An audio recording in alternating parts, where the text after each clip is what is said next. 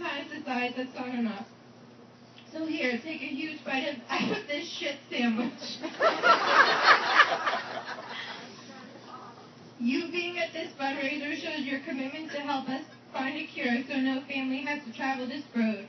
But when family, friends, and people I haven't seen in years come to your side, it makes the journey a bit easier to take.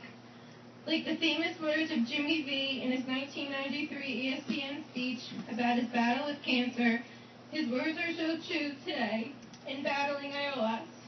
It can take all my physical ability, but it cannot touch my mind, it cannot touch my heart, and it cannot touch my soul. And those are three things that will carry on forever. I remember these words daily when I wake up. God bless you all and your family for being here and helping us fight against this disease. Andrew and Melissa, we hope you enjoyed your wedding reception.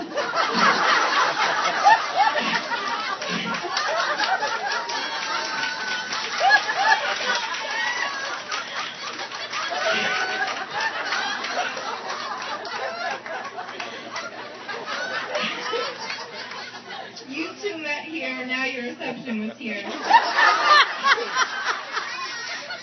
So Chris, go ahead and knock down both the walls. The rooms are yours.